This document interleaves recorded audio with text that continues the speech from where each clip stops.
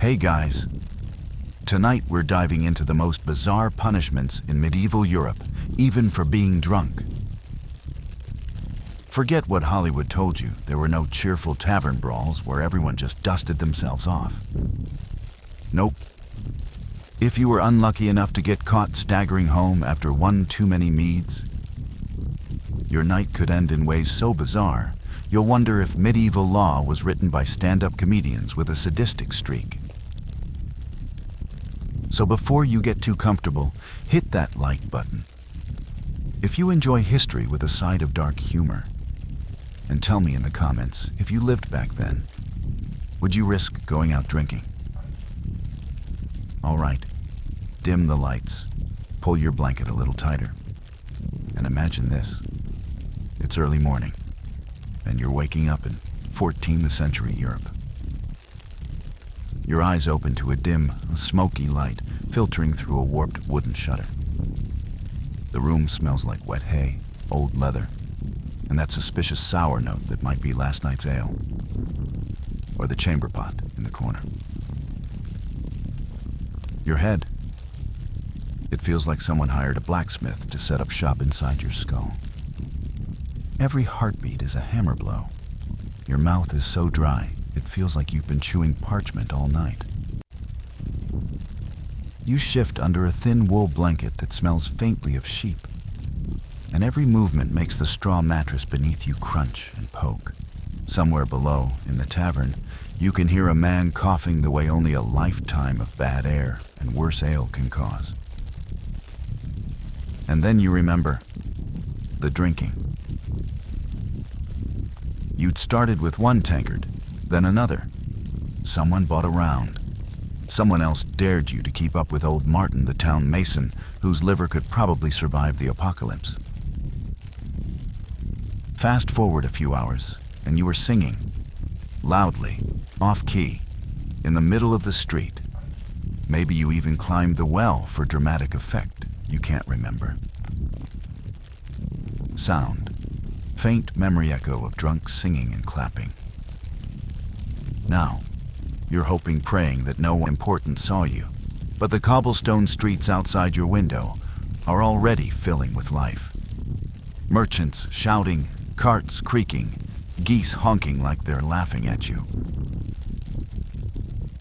You slip out of bed, trying not to wake the snoring man in the corner who may or may not be wearing pants, and open the door.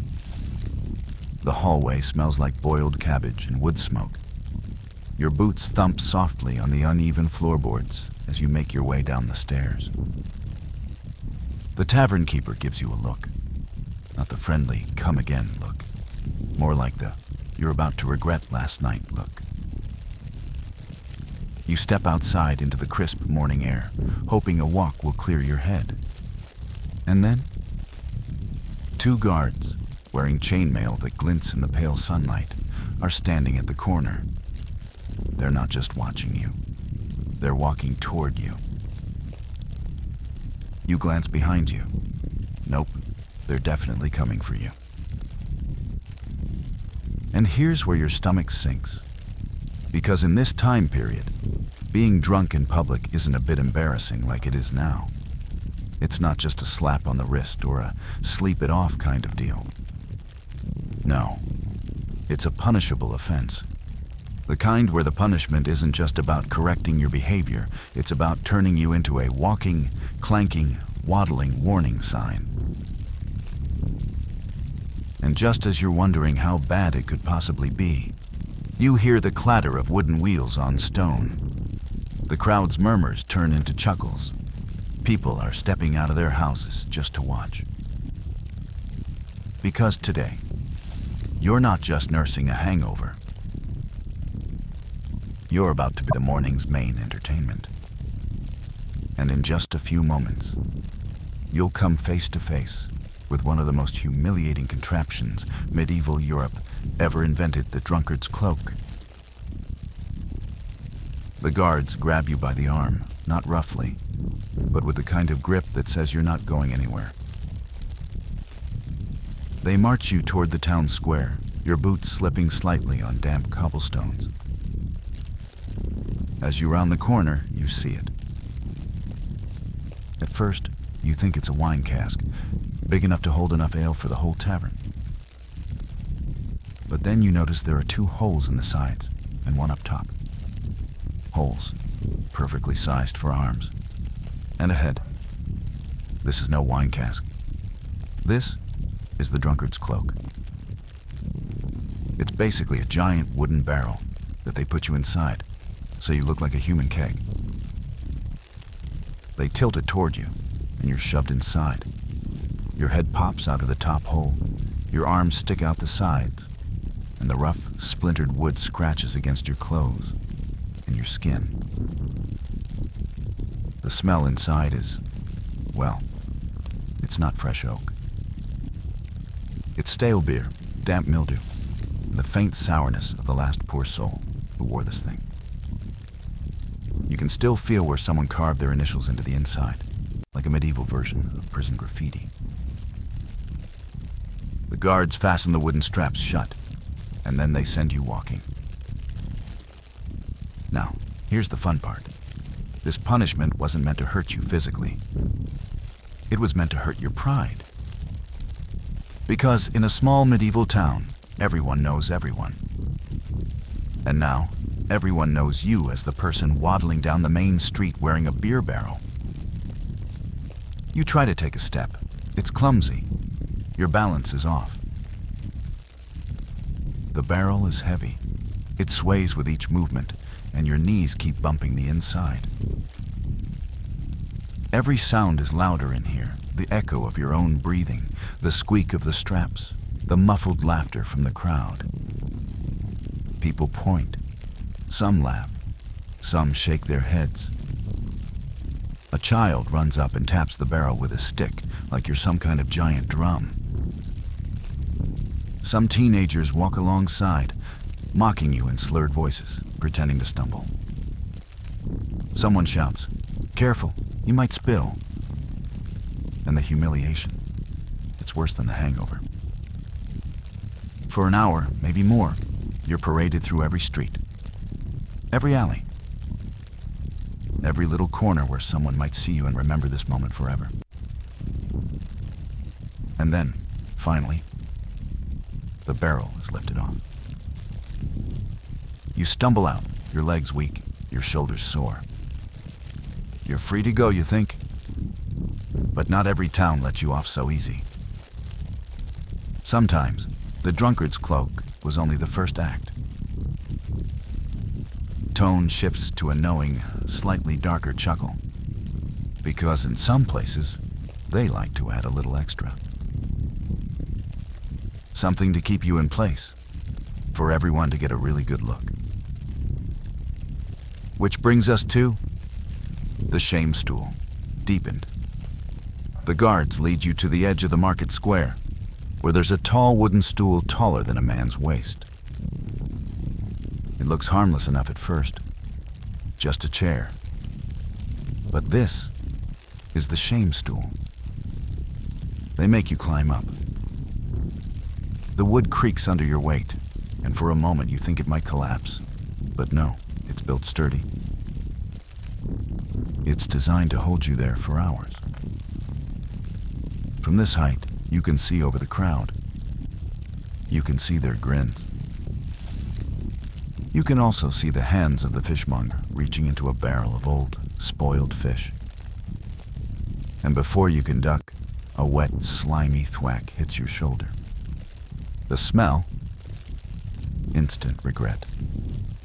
The townsfolk take turns tossing rotten fruit, moldy bread, whatever they can spare. Some don't throw anything at all. They just stand there and laugh, whispering jokes you can't hear but know are about you. This isn't just punishment. It's theater. It's a show for the whole town. And you're the unwilling star. And here's the kicker: in some towns, the Shame Stool wasn't just for drunks. It was for gossipers, for petty thieves, for women accused of scolding their husbands too loudly. Basically, anyone the community felt like humiliating. But for you, this is all thanks to one too many tankards last night. Calm, but ominous tone. And yet, believe it or not, this was still considered light punishment. Because if you caused real trouble while drunk, if you insulted the wrong person, broke something, or started a fight, your day could take an even stranger turn. Which brings us to the next bizarre form of medieval justice. It gets weirder, deep and extended. You think the ordeal is over. The barrel's gone. The stool is behind you. Your pride is dented, sure, but you're still standing. Then the guards exchange a look. That silent look, the kind that says, "This one's not going home just yet." One of them smirks and says, "He's earned the boards." You don't know what that means until they start walking you toward the far end of the square. That's when you see it. Two heavy wooden planks, each as tall as a man, standing upright with a large hinged frame in the middle. The surface is smooth from years of use, but there are gouges and scratches where countless hands have tried and failed to pry it open from the inside. This is the stocks.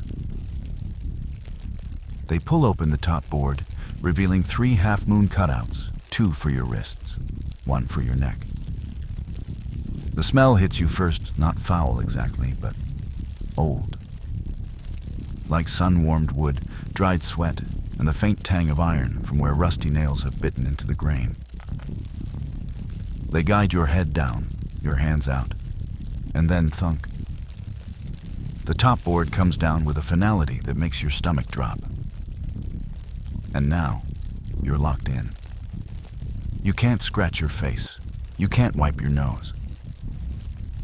You can't even turn your head to see what's coming. And in a medieval town, oh, plenty is coming. The crowd gathers quickly. Some stand just far enough away to avoid whatever's about to be thrown at you. Others, they get close, too close.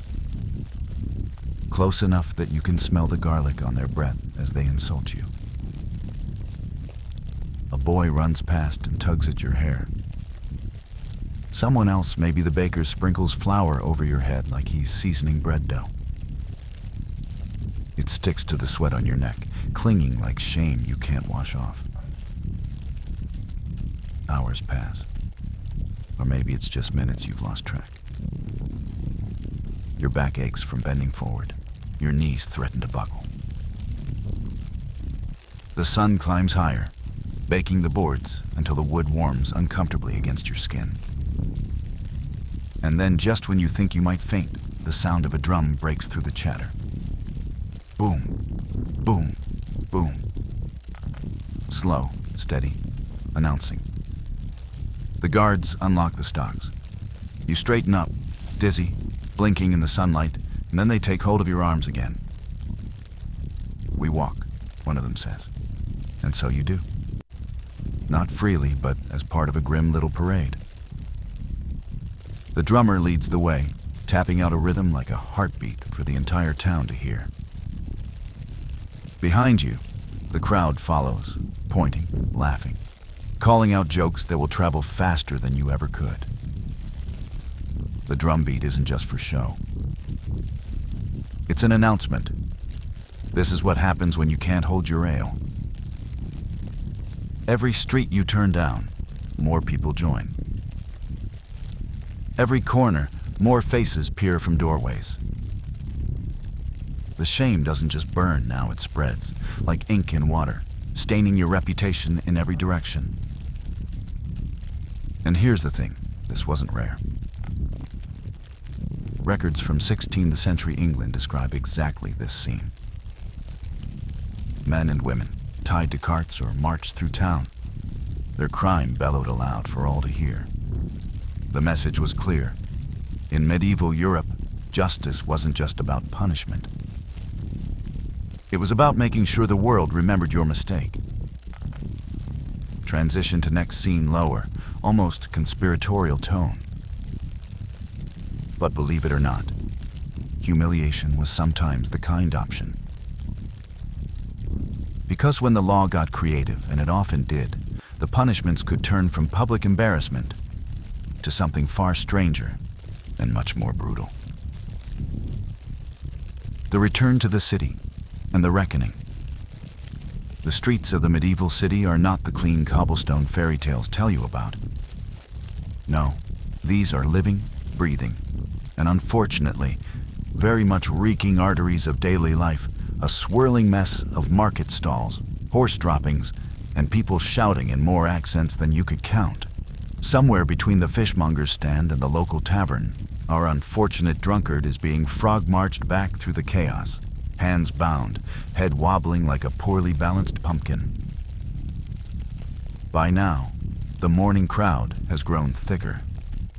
Gossip moves through these streets faster than plague flees, and everyone knows exactly what this poor soul has done. Women selling bread pause mid-sale to whisper to their neighbors. A group of boys trail behind, giggling and daring each other to throw bits of mud. A bearded man holding a bundle of firewood mutters something in the local dialect, probably not, "Have a nice day." The guard escort is deliberately slow, and not just to keep control. They want everyone to see this. In medieval society, public humiliation wasn't just a punishment, it was a lesson. The message? Step out of line, and you too will be paraded like a trophy of disgrace. As they turn a corner, the looming shape of the town square comes into view.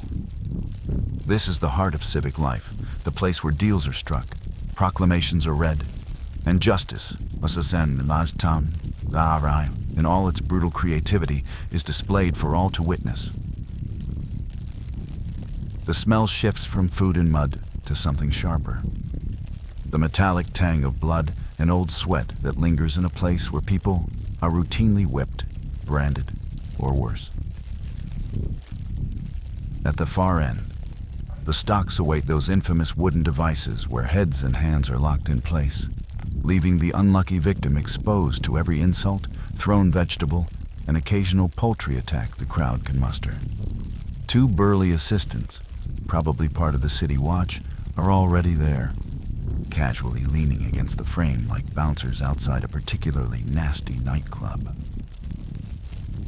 The crowd, sensing the moment, closes in. The noise swells laughter, jeers, and the occasional sing-song chant mocking the prisoner. Someone even starts playing a crude tune on a hand drum, because apparently nothing says justice like a catchy beat. The drunkard, now a mix of shame, confusion, and lingering ale fumes, is pushed forward. The stocks are opened with a creak, that heavy, unhurried sound that seems to say, once you're in here, you're not going anywhere for a long time. They lock him in. The crowd erupts. Tomatoes, turnips, handfuls of straw, all projectiles in this medieval carnival of shame, fly toward him. He tries to speak, but the words dissolve into a mess of slurred apologies and incoherent rambling. The people only laugh harder. And just when you think this spectacle is over, when the humiliation seems complete, the executioner steps forward. Not for an execution, no, but to add a little extra flavor to the sentence. The square was silent at first, too silent. Then, like a wave crashing onto a quiet shore, the murmurs began. Children peered around their mothers' skirts. Old men leaned on their walking sticks, eyes twinkling with both judgment and curiosity. Somewhere, a church bell tolled, not for a service, but for a spectacle. At the center of the crowd stood a wooden platform. On it, a trembling man's pale, disheveled, and clearly nursing the effects of the previous night's drunken escapade, awaited his fate. His crime? Public intoxication. And apparently singing lewd songs to the mayor's wife in the middle of the market square. But this wasn't going to be a fine or a simple slap on the wrist. No, The medieval justice system loved theater. And today, the man would star in his own humiliating performance. From the shadows emerged two guards, each carrying a grotesque object, a massive iron contraption shaped like an animal's head. Sometimes it was a donkey, other times a pig. Today, it was a chicken, a life-sized cold metal chicken head, complete with flared iron feathers and a wickedly sharp beak. This was the mask of shame. The man's eyes widened. He knew what was coming. The guards didn't speak. They didn't have to. With practiced movements, they clamped the mask over his head, locking it at the back with a heavy chain. The iron pressed down on his skull, the edges biting into his skin. Every breath echoed back into his ears. Every sound was muffled, except the laughter of the crowd. And here was the cruel genius of it. These masks weren't just for show. Some had small spikes inside, so if you tried to talk, or worse, insult your audience, the spikes would scrape your tongue and gums. You became a mute, humiliated figure, reduced to a walking joke. The guards then tied a rope around his neck, not tight enough to choke, but just enough for control. Slowly, deliberately, they led him through the streets, past the baker's, the blacksmith, the tavern where his drunken night had begun, forcing him to face the same people who now jeered, threw rotten vegetables, and made clucking sounds in mockery. Hours would pass like this. His neck would ache from the weight of the mask. His pride, already shattered, would crumble further with every insult, every child's giggle, every reminder that in this world, your reputation could be destroyed in a single afternoon.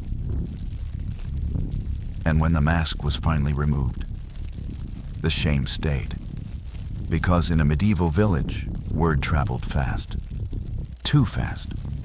And the man who once drank like a hero was now the chicken of forever. The morning sun, which had risen over the cobblestone streets like molten gold poured from the heavens, now bore witness to a different kind of illumination, one not born of daybreak, but of fire. In the center of the village square stood a tall wooden stake, its surface darkened from countless past burnings. Around it, bundles of dry straw and thick logs were stacked in careful layers, their purpose grimly clear.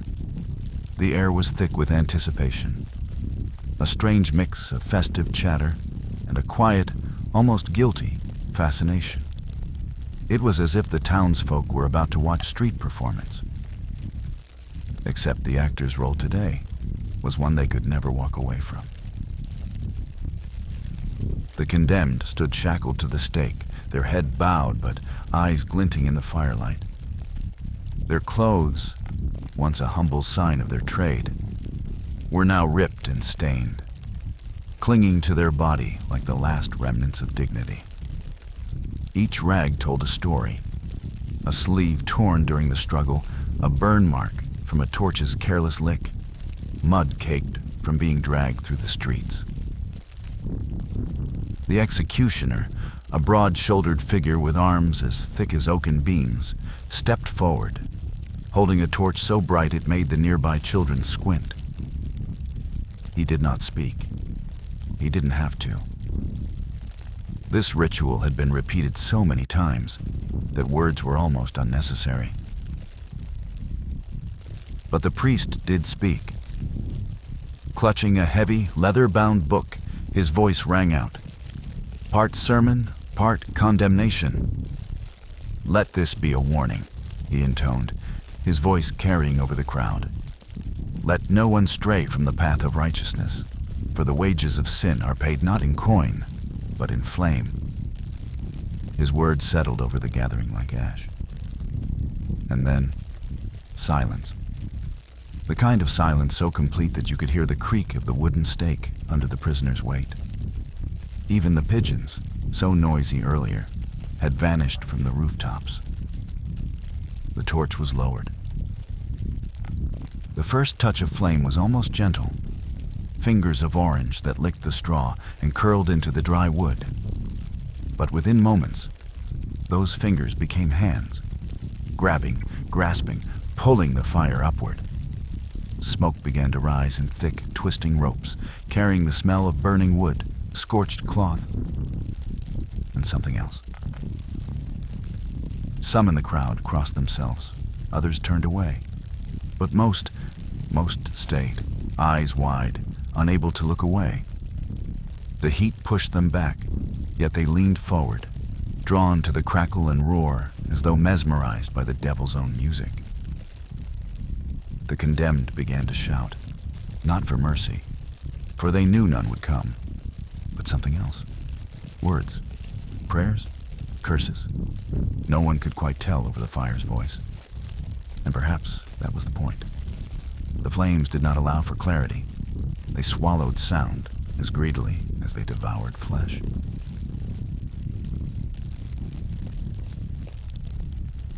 The fire climbed higher, blazing against the darkening sky, until all that remained was a column of smoke that wound upward into the heavens, or perhaps downward into the abyss. And as the embers faded and the crowd began to drift away, one could not help but wonder, was this justice, or merely the town's way of keeping its fear alive, fed and burning? But drunken humiliation wasn't always so. Theatrical. Sometimes it came with a sting, or several dozen. And if you thought public shaming was bad, wait until you hear about the punishment they reserved for repeat offenders. A punishment that left both the body and the ego in tatters. The Tower of Drunkard's Regret. Now, picture this. The bell in the town square has barely stopped echoing when two guards drag in a man reeking so strongly of ale that even the rats scatter. His hair is matted, his boots are coated in mud, and his eyes dart like he's not sure if he's in the market square or still inside the tavern. But this isn't just any arrest, no. This is the third time this month he's been caught staggering through the streets, shouting that he's the king of barrels. And in medieval Europe, being drunk in public wasn't just a cheeky embarrassment. It was a full-blown crime that could cost you more than a hangover. The crowd gathers whispering.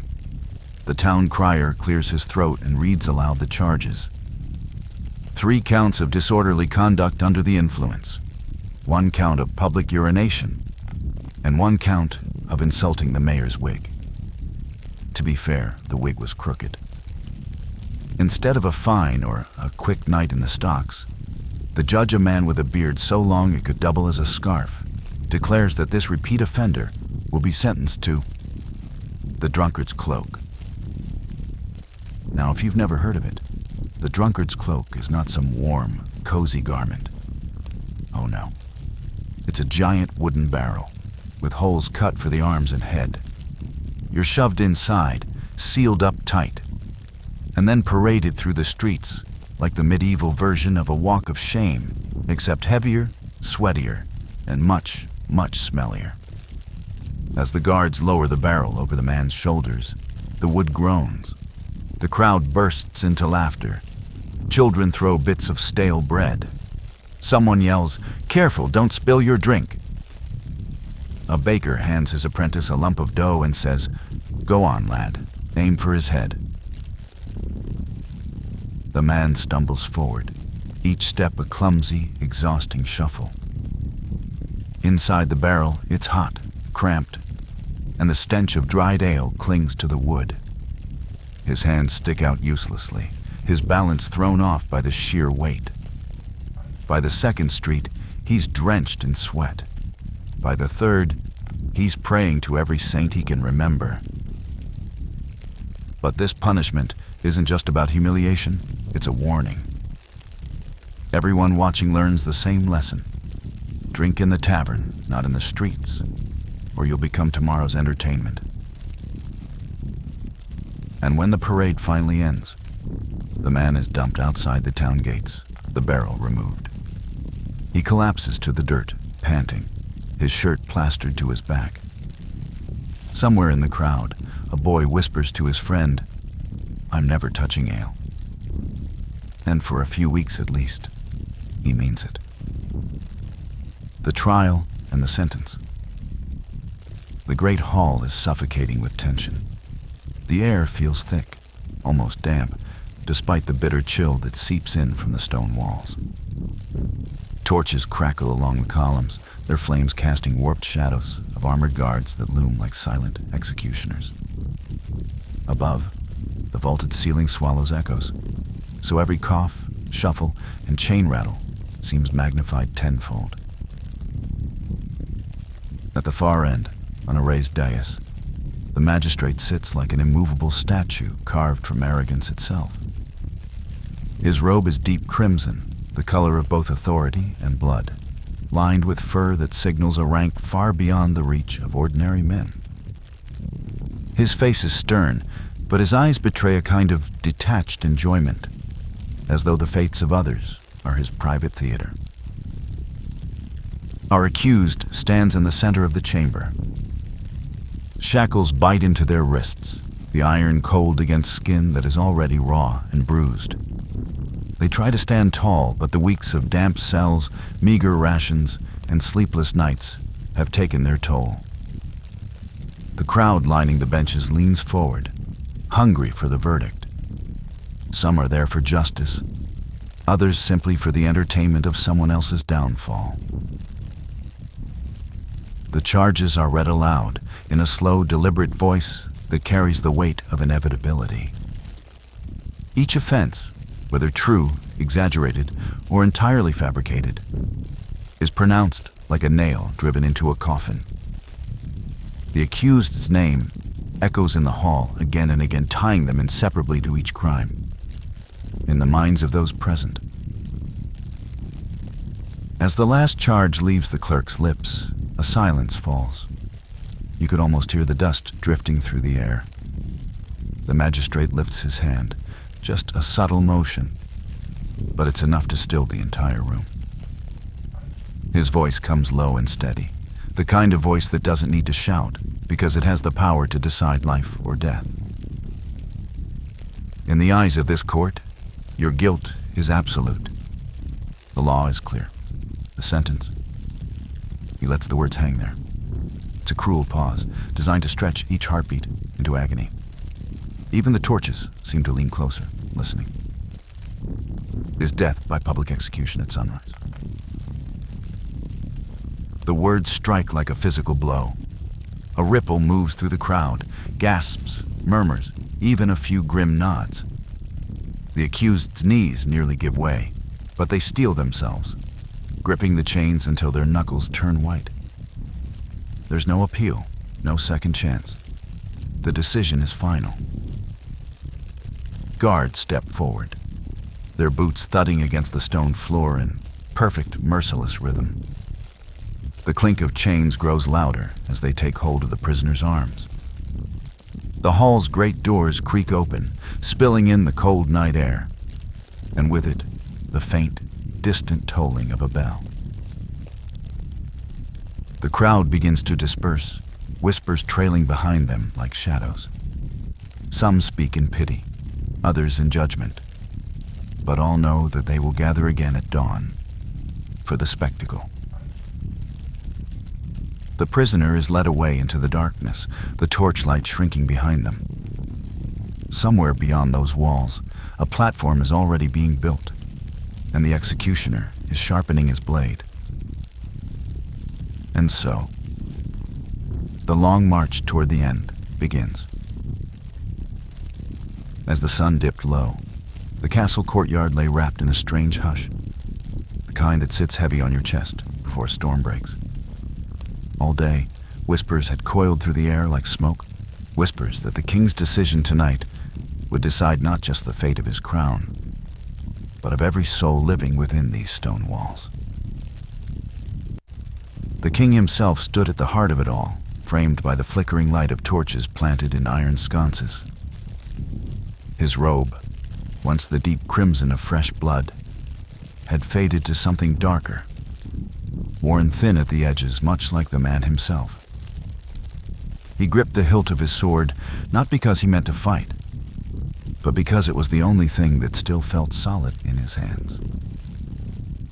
Across from him, the accused knelt, shackled, beaten, and yet somehow still defiant. Their eyes burned with the kind of fire that comes from believing you're the only one in the room who truly understands the truth. The crowd kept their distance, pressed tight against the cold stone walls, faces lit in alternating patches of gold torchlight and deep shadow. No one spoke, no one dared. The king's advisor, a thin, sharp man, who had long since learned to smile without ever meaning it, stepped forward, his voice cutting through the silence like a knife through silk. "Your Majesty, the people demand justice."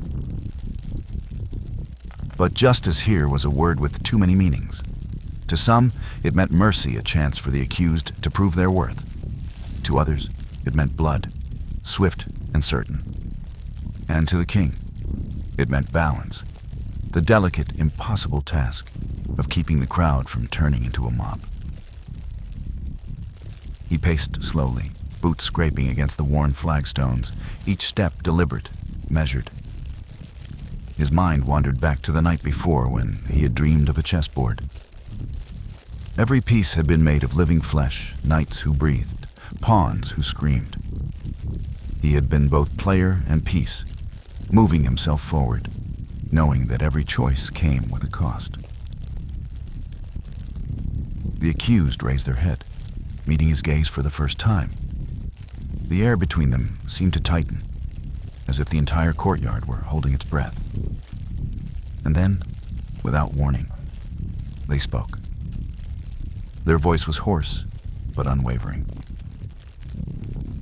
"You think you hold my fate, but in truth, it is you who stands at the edge." A ripple passed through the crowd, the kind that spreads when people realize they've just heard something they will tell their children about. The king's jaw tightened. He could order silence. He could demand submission. But in that moment, he understood something frightening. No matter what words he spoke next, no matter what sentence he passed, the story would not belong to him anymore. The decision, when it came, would echo far beyond the courtyard. It would seep into the taverns, into the marketplaces, into the whispered songs sung by traveling bards. It would shape how history remembered him, whether as a ruler of iron, a man of mercy, or a king who gambled and lost everything. And as the torches hissed and popped in the cold night air, he realized the cruel truth. The crown was never a shield. It was a weight, a burden.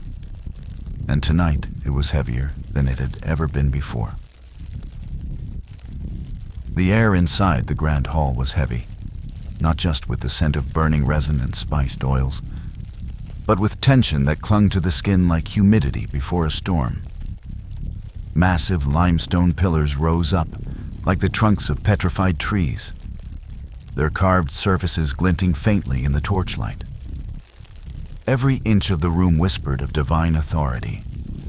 Gilded reliefs of gods passing verdicts on mortals, frescoes of Anubis weighing souls on the scales of Ma'at, and floor tiles inlaid with lapis lazuli that caught the firelight like fragments of a deep blue sky. At the far end of the chamber sat the high priest, draped in robes so layered they seemed to fold time itself around his body. His headdress shimmered with gold filigree, crowned by the protective cobra that glared at all who approached. He was not merely a man. He was the living voice of the gods. And in his presence, even seasoned warriors felt their knees weaken. In the center stood the accused, trembling, barefoot, their eyes darting between the intimidating priest and the stone tablet on which their fate would soon be etched. Every murmur from the crowd echoed off the chamber walls, amplified until it felt like the very gods were leaning in to hear the case. The trial was not conducted with raised voices or dramatic gestures. It unfolded with deliberate, almost surgical precision. Witnesses stepped forward one by one, their words flowing into the silence like drops of ink into water. A scribe, seated cross-legged on a reed mat, recorded every syllable with a stylus, the scratching sound oddly loud in the stillness. From time to time, the priest would close his eyes, as if consulting unseen advisors. The pause stretched so long that the accused's shallow breathing became the only movement in the room. Then, without warning, he would open his eyes, sharp as obsidian, and ask a single question that cut deeper than any blade. When the verdict finally came, it was not shouted. It was delivered in a low, steady tone, each word carrying the weight of centuries. Sometimes it meant exile, sometimes ritual penance, sometimes something far more final. But whatever the outcome, it was understood. The judgment was not merely human. It had been handed down through divine will. And just when the chamber felt saturated with this gravity, the priest would make a final gesture, a flick of the hand, the lowering of his staff, and the guards would move forward, the crowd parting like a river around stone. But judgment was only the midpoint of the journey. What followed was not the end, but a crossing, an elaborate passage into either redemption or ruin. The doors of the judgment chamber opened onto a narrow corridor lined with flickering oil lamps, casting shapes on the walls that seemed to shift and breathe. And beyond that corridor began the preparation for the next and perhaps most perilous ritual of all. The massive bronze doors groan as they swing open, revealing the Hall of Judgment, a place designed to make even the most defiant soul feel small. Vast marble columns rise like petrified giants, their surfaces etched with ancient decrees in a language only the scribes fully understand. Between them, braziers spit out curling ribbons of incense, the smoke twisting into shapes that seem to watch the condemned with invisible eyes. The air is warm, heavy, almost suffocating, and every breath carries the bitter tang of burned resin. At the far end, the magistrate sits on a raised dais, swathed in layers of crimson and gold that shimmer under torchlight. His gaze is sharp and measuring, the kind of look that doesn't just see your face, but peels back the layers to read the truth you're trying to hide. Around him, clerks scrawl rapidly on wax tablets, their styluses scratching like 1,000 insect legs. The murmurs of the gathered crowd ripple through the chamber, an undercurrent of judgment that feels just as heavy as the law itself. The accused is led forward, chains dragging across the stone floor with a metallic rasp that seems to echo forever. Each step is met with an eruption of whispers, some pitiful, some gleeful, and some filled with the grim satisfaction of people watching justice or revenge unfold. The charges are read aloud, each word amplified by the acoustics of the hall until it feels like the walls themselves are condemning the prisoner. The magistrate raises his hand for silence. The chamber obeys instantly. His voice cuts through the haze, deep, deliberate, and laced with the weight of centuries of law. There's no doubt. The verdict has already been decided. But here, the ritual matters.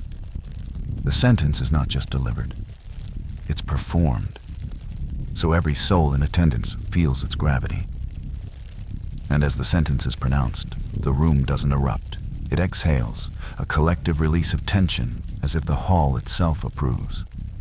Guards close in, their armor clinking in unison, ready to escort the condemned toward the place where judgment stops and punishment begins.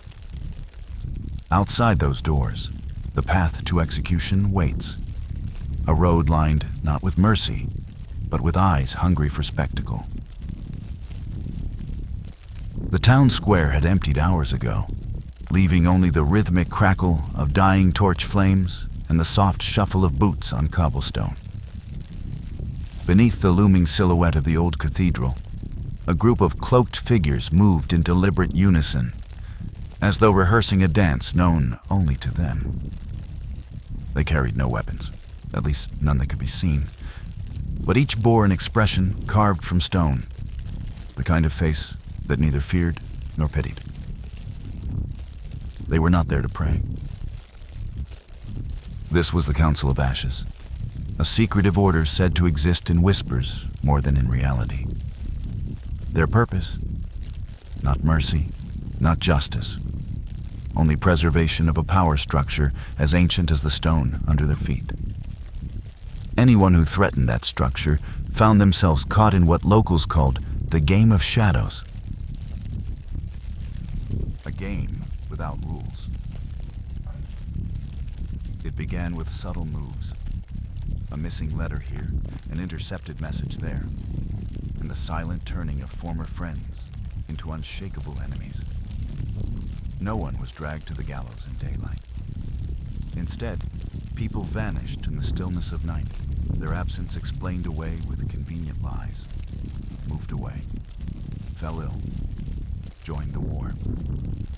Families knew better than to ask questions. Tonight, a new piece was about to be placed on the board. Through a narrow alley, a lone figure approached, clutching a folded scrap of parchment. It was sealed not with wax, but with something far more unsettling. A smear of dried crimson. The messenger's hands trembled as he delivered it to the council's leader, a tall man with eyes like polished obsidian. He read it once, slowly, lips curling into the faintest trace of satisfaction. "Then it begins," he said. A single raven, perched high above, let out a piercing cry as if announcing the start of some dark ritual. And just like that, the council dispersed, melting into doorways, vanishing into corridors, slipping into cellars, leaving behind nothing but flickering shadows that seemed to breathe on their own. And so, the first move of the game of shadows had been made.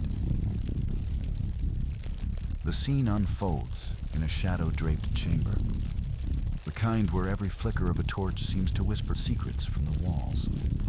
Here, the air hangs heavy, not just with the smoke of burning frankincense, but with a sense of anticipation, so thick you could almost slice it. Carved into the sandstone pillars are spiraling patterns of serpents, eyes, and strange geometric shapes, symbols meant to guide the mind into realms unseen. A long table at the center glistens with objects that seem more alive than inanimate. Bronze bowls still warm from heating, clay jars sealed with beeswax, and tiny linen sachets filled with powders of deep crimson, gold, and black. Each substance carries a story. A root pulled from the Nile's edge under a new moon.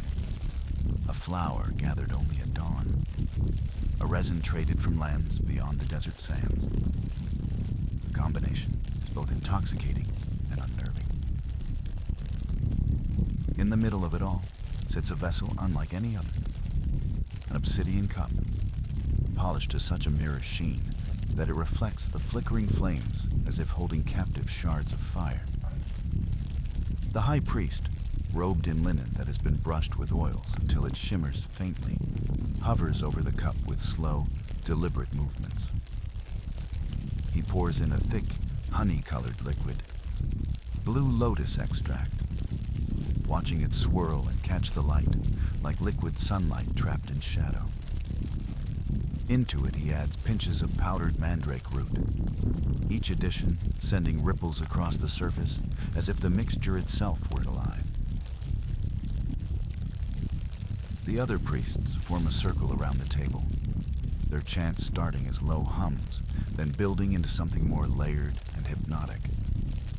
Their voices seem to wrap around the drink, binding it with intent. This is not simply a ritual. It is a pact, an invitation to step beyond the limits of flesh and bone.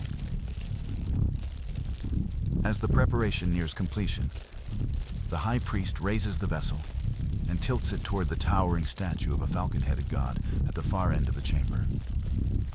A single drop of the brew falls onto the altar, hissing faintly as it makes contact with the carved stone. A symbolic offering before a mortal may taste it. The room grows still, save for the soft crackle of torches. Outside, the muffled sound of temple drums grows steadier, as if the entire complex is aware that something rare, perhaps dangerous, is about to begin. The air smells sharper now, herbal, earthy, and faintly metallic, pulling everyone present into the same focused trance. With the vessel ready, the high priest gestures toward the first initiate. The young man steps forward, his eyes darting between the drink and the priest's face, torn between reverence and fear. This is no ordinary beverage. It is a key, one that will unlock doors he may never be able to close again. And as his trembling hands close around the obsidian cup, the chamber's atmosphere changes. It feels less like a room and more like a threshold, half in this world, half in another.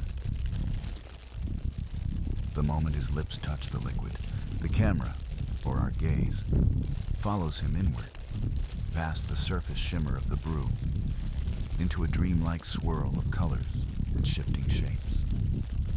Scene 13 will not be a place in the physical sense, but a landscape of visions, where the boundaries of reality and the divine melt away entirely. The air inside the grand chamber is thick, almost syrupy, with the mingled scents of burning incense and dust that has lain undisturbed for centuries. Shafts of muted golden light filter through cracks in the high stone walls, illuminating swirls of particles that dance like tiny ghosts. The floor, a mosaic of interlocking geometric patterns, seems to ripple underfoot, a trick of the flickering torchlight, or perhaps something far more sinister. At the center of this haunting stillness stands the high priest, his silhouette framed against the towering statue of a god whose features are so worn by time they are barely recognizable. His voice is a low, rhythmic chant, not loud, but deliberate, each syllable falling into place like a stone in a wall. You can almost hear the walls themselves leaning in to listen. His hands move slowly over an ancient artifact. A vessel carved from dark basalt, inlaid with threads of gold so fine they catch and scatter the light like trapped sunlight. The tension is almost unbearable. Every creak of leather sandals, every shallow breath from the gathered acolytes, sounds like an intrusion into something sacred. The air feels charged, as though every molecule is holding its breath, waiting for something to be unleashed. You can feel your own heartbeat pounding in your ears, a primal rhythm answering the hypnotic drone of the high priest's incantation. Then, in one smooth, deliberate motion, he lifts the vessel high, letting the shadows bend around it. The carvings along its surface seem to writhe, their shapes shifting under the unsteady light. And for a fleeting second, you swear the gold lines pulse with an inner glow. The acolyte's voices rise, weaving into his chant, forming a layered, almost tangible wall of sound that presses against your chest. This is the precipice, the razor-thin edge between the known and the unknowable. One wrong word, one misplaced gesture, and the balance could tip into something catastrophic. The high priest's eyes open suddenly, catching the light, revealing irises so dark they seem like voids. He stops chanting. The silence crashes down, heavier than the sound. And then, without breaking that unblinking stare, he tips the vessel forward, letting a single drop its contents fall to the floor. It hits the stone with a hiss, like a coal plunged into water. The smell changes instantly, something sweet yet sharp, almost metallic, fills the chamber. The acolytes bow their heads, not daring to breathe too deeply. That's when you realize this is no simple offering. This is the ignition point. From that single drop, the entire atmosphere begins to shift. The golden light fades into an eerie green hue, as if the walls themselves are exhaling an ancient memory. The high priest's lips curve into the faintest shadow of a smile, and with a commanding gesture, he signals for the next stage of the ritual to begin. You can feel that the chamber is about to come alive, and what follows will make everything before seem like a mere prologue to the true storm. The unveiling of the abyss. The chamber's eerie green glow thickens, suffusing every corner with an unnatural light that feels alive, as if the very stones are breathing. Shadows twist and stretch, elongating into grotesque shapes that seem to leer at you from the edges of your vision. The air is heavy, electric, charged with an ancient power that thrums deep in your bones. In the center, the high priest stands motionless, the faint smile lingering on his lips like a secret only he knows. Around him, the acolytes kneel, their heads bowed low, chanting in a language so old that even the gods might have forgotten it. The sound reverberates, a rolling thunder of syllables that fill the chamber and stir the restless air. From the far end, a low rumble begins. Barely audible at first, a murmur beneath the chants, like distant thunder or the growl of some great beast waking from a long slumber. It grows steadily, echoing through tunnels beneath the temple, shaking dust from the rafters overhead. The walls vibrate with each beat, pulsing in time with the voices. Suddenly, the ground beneath your feet shifts, a barely perceptible tremor that sets your heart racing. The obsidian cup, still cradled in the priest's hands, begins to glow from within, the liquid inside swirling like a storm trapped beneath glass. The priest lifts it, and as he does, a veil seems to lift from the chamber reality, bending and warping, edges blurring like a dream, slipping away upon waking. The priest's voice rises above the chanting, commanding, urgent. Let the veil be torn, let the gates open, let the truth be revealed. And then, the chamber's floor cracks open with a sudden, thunderous roar, a jagged maw swallowing the faint torchlight. From the depths, a shadow emerges, not a shape, not a figure, but a presence, dark, vast, and infinitely ancient. You can almost feel it press against your mind, a cold breath of oblivion brushing the edges of your sanity. The acolytes falter, their chants breaking, eyes wide with terror. But the priest does not waver. He steps forward, arms raised, offering himself as conduit between worlds. The abyss responds, tendrils of shadow creeping toward him, wrapping, enveloping, promising power and ruin intertwined. In that moment, time fractures. Past and future, light and dark, life and death all collide in a tempest of revelation and madness. As the veil between worlds dissolves, you realize that this ritual is no mere ceremony. It is an awakening, a summons to forces beyond mortal understanding. And as the first tendrils of shadow seep beyond the cracked floor, spilling into the temple's halls and beyond, the city above remains blissfully unaware. But that peace will not last. For in the days to come, the invisible threads of this darkness will weave themselves into every corner of life, corrupting, twisting, consuming. The true battle, the one for souls and survival, is only just beginning. The unveiling of the abyss. The chamber's eerie green glow thickens, suffusing every corner with an unnatural light that feels alive, as if the very stones are breathing.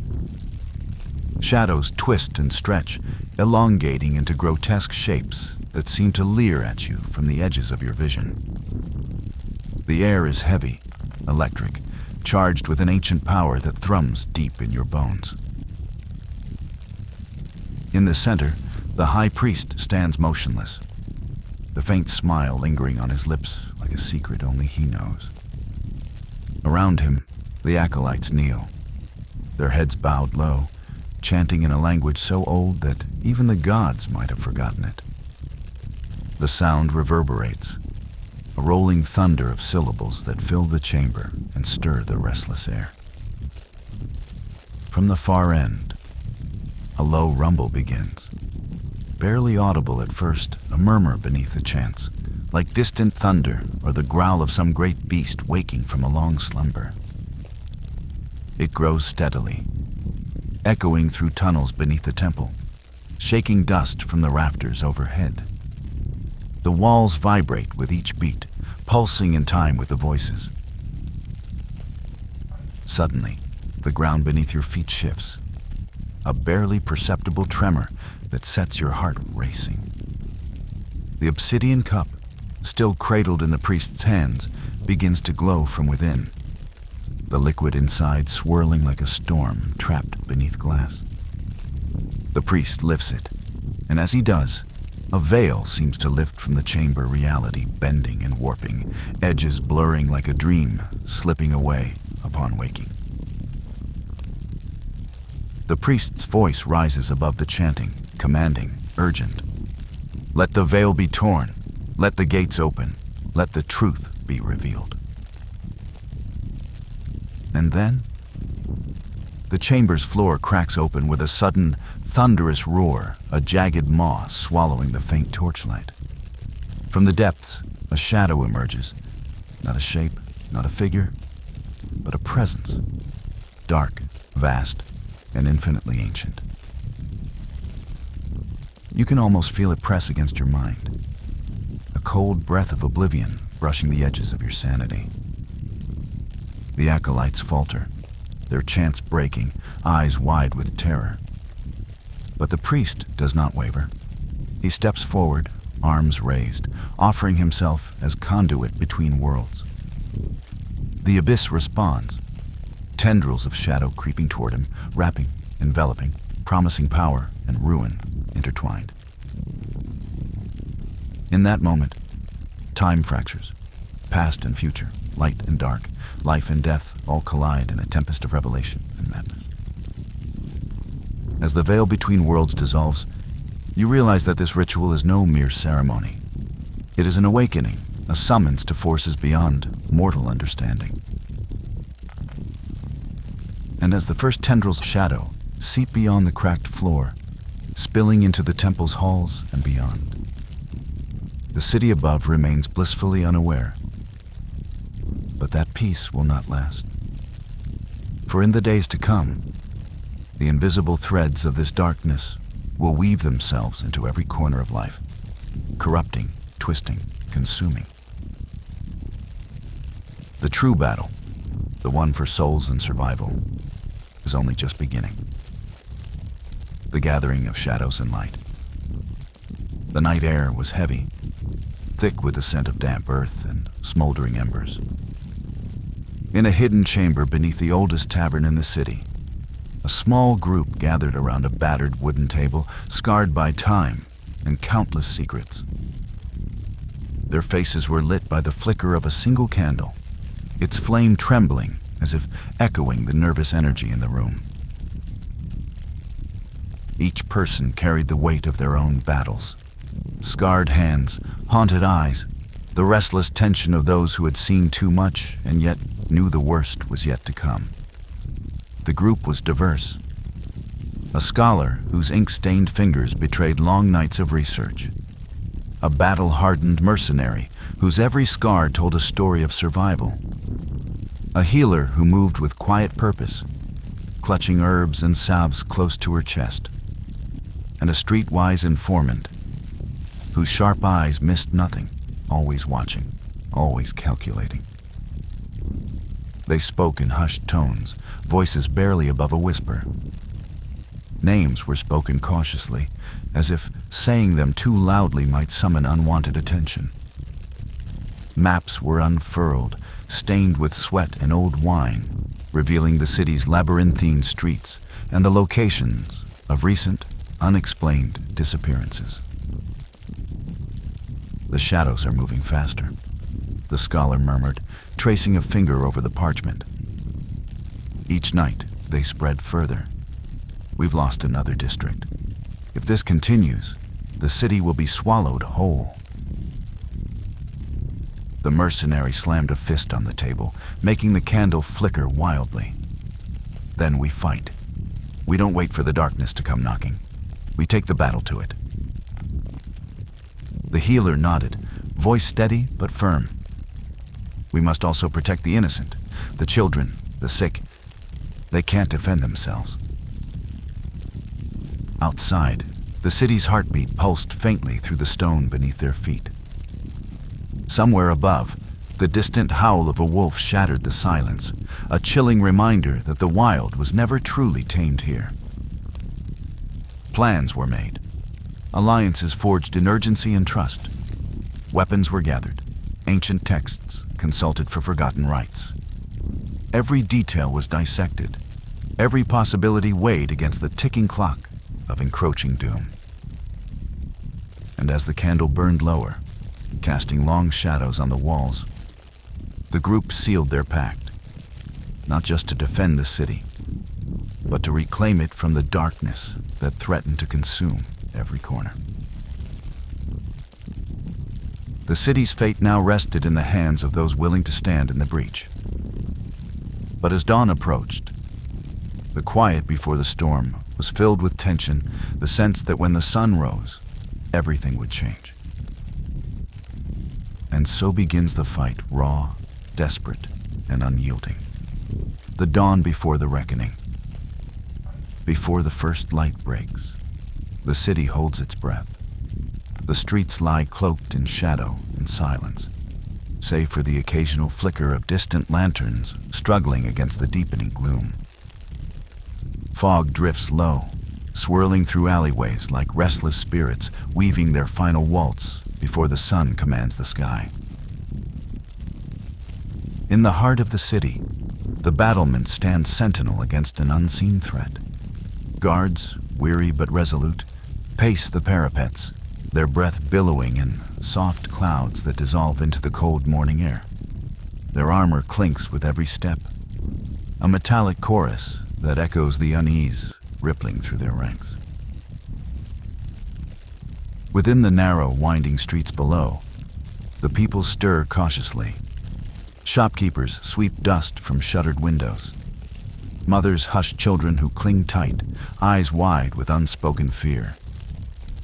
The marketplace, usually a cacophony of bartering and laughter, is eerily still.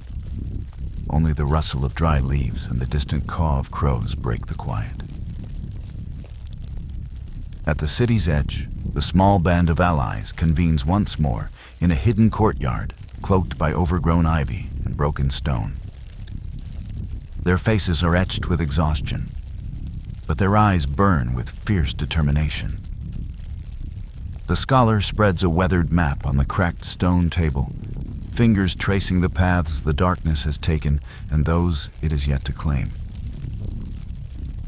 "This is the final hour," she says, voice steady but edged with urgency. "We must act now, before the shadows close in completely." The mercenary tightens her grip on her sword, the steel gleaming faintly in the pale moonlight. There's no turning back. Tonight, we make our stand. For the city, for everyone we love. A hush falls over the group as the first pale rays of dawn breach the horizon, casting long, tentative fingers of light across the ancient rooftops. The city seems to hold its breath, waiting, watching, poised on the edge of fate. As the sun rises, so too does the storm. The coming clash will test every ounce of courage, every secret learned, every alliance forged in shadow. The fight for the city is no longer a tale told in whispers. It is a living, breathing reckoning. The clash of night and dawn. The city stood on the knife's edge between darkness and light, its ancient stones soaked with centuries of history, and now, with the promise of bloodshed. The sky above was a bruised canvas, streaked with purples and golds as the sun began its slow ascent. Every shadow seemed to writhe and recoil, as if sensing the inevitable confrontation that loomed on the horizon. In the narrow alleys, figures moved like whispers, silent but deadly. Cloaked in worn leather and steel, the defenders of the city melded seamlessly with the gathering dawn. Their faces, grim and resolute, bore the marks of sleepless nights and countless battles yet to come. Fingers curled tightly around weapons old and new, blades tempered in forgotten fires, bows strung with taut sinew, and relics imbued with powers whispered about only in fear. At the city's heart, where the great square met the sprawling labyrinth of streets beyond, the first tendrils of shadow began to emerge. They slithered out from cracks in the cobblestones, curling like living smoke, blotting out patches of the awakening world. Their forms were both terrifying and beautiful, shifting masses of darkness, eyes glowing faintly with malevolent intent. The defenders raised their weapons, breath steady but hearts hammering. The scholar's voice cut through the murmur of preparation, sharp and commanding. Hold your ground. Remember what we fight for. This city is our home. Its soul will not be taken without a fight. Suddenly, the shadows surged forward, a wave of abyssal energy crashing into the steadfast line of defenders. Steel met shadow, light clashed with darkness, and the air exploded with the sounds of battle. Clang of swords, whispered incantations, and cries of defiance. Amidst the chaos, the lone figure from earlier, dagger gleaming, danced between enemies, their movements fluid and precise. Every strike was a statement, every parry a refusal to yield. Around them, allies fought fiercely, weaving spells and striking with deadly efficiency, turning the tide where desperation threatened to take hold. The city itself seemed to pulse with the battle. Ancient runes etched into walls, flaring with radiant energy. Streets humming beneath the feet of combatants. This was not just a fight for survival. It was a war for the very essence of life and hope. As the sun climbed higher, its rays pierced through the encroaching darkness, burning away shadows and revealing the scars of the night. The clash raged on, relentless and unforgiving, a testament to the will of those who refused to surrender. But even in victory, the cost was clear. The battle would leave wounds, seen and unseen, that time itself might struggle to heal. And beyond the city walls, darker forces stirred, waiting for the moment to strike again. The fight was far from over. The aftermath and echoes of battle. The battlefield lay in uneasy silence, the air thick with the coppery tang of blood and the acrid bite of smoldering embers. Dawn had long since given way to a pale, hesitant morning sun, struggling to pierce through a sky heavy with smoke and ash. The city bore the scars of the night's fury, shattered stone, overturned carts, and the haunting stillness of empty streets where life once thrived. The clash had ended, but its echoes lingered in every corner. Cries of pain and whispered prayers wove through the rubble-strewn alleyways, where the wounded sought shelter beneath the twisted remains of what had been homes and marketplaces. Faces etched with exhaustion and grief stared from doorways, their eyes reflecting the weight of loss and the fragile hope of survival.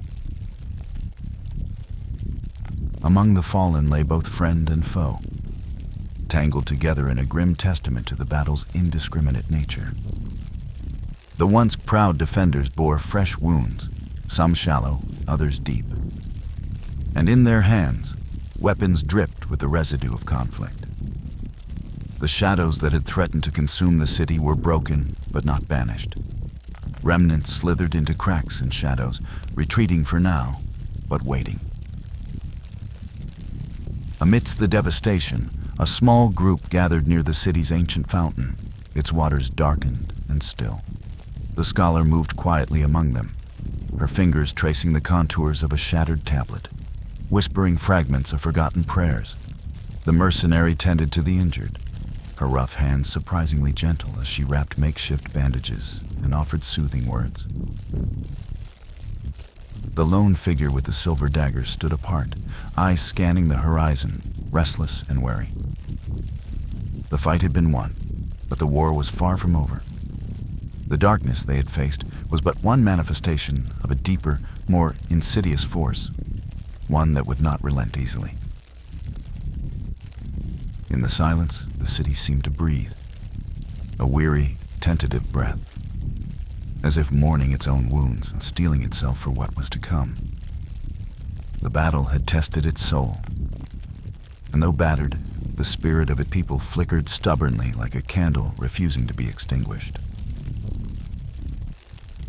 In this fragile calm, plans began to form. Whispers of alliances yet forged, secrets yet uncovered, and strength yet to be summoned echoed quietly beneath the surface. The city's defenders understood that survival required more than courage. It demanded resilience, unity, and a willingness to face the darkness again and again until it was truly defeated. And so, with heavy hearts but unbroken resolve, they prepared to rise once more, not just as survivors, but as guardians of a future still unwritten. Wow, what a journey we've been on together. From the shadowy corridors of ancient temples to the heart-pounding clash between light and darkness, we've explored the most bizarre, mysterious, and intense chapters of medieval Europe's darkest rituals and punishments. Starting in that tense judgment chamber where fate was sealed, through secret councils plotting in the shadows, psychedelic rituals unlocking otherworldly realms, and the desperate fight to save a city teetering on the edge of oblivion. Each scene painted a vivid picture of a world both brutal and mesmerizing. You've witnessed priests wielding power beyond mortal understanding, ordinary people transformed into warriors, and scholars united by a single purpose, and ancient forces threatening to swallow everything whole. And through it all, one truth shines through. History isn't just about dusty books and faded legends. It's a living story of resilience, courage, and the unyielding human spirit. If this epic tale has captivated your imagination, if you crave more stories that dive deep beneath the surface, whether it's the strange, the supernatural, or the simply unbelievable, then you're in the right place. So here's why you should hit that subscribe button right now. Exclusive deep dives.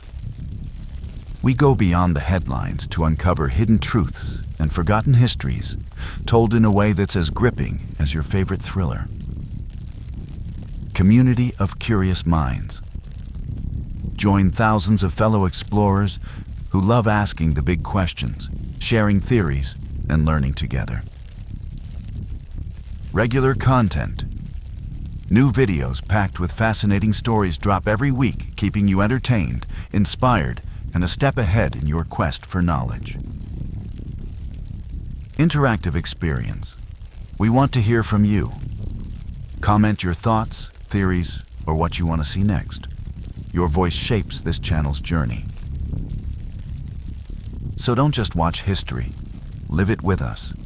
Smash that subscribe button, ring the notification bell, and become part of a community that's as passionate about the strange and spectacular as you are. Thanks for watching, and remember, the past might be behind us, but its stories shape everything we are today. Stay curious, stay brave, and I'll see you in the next video.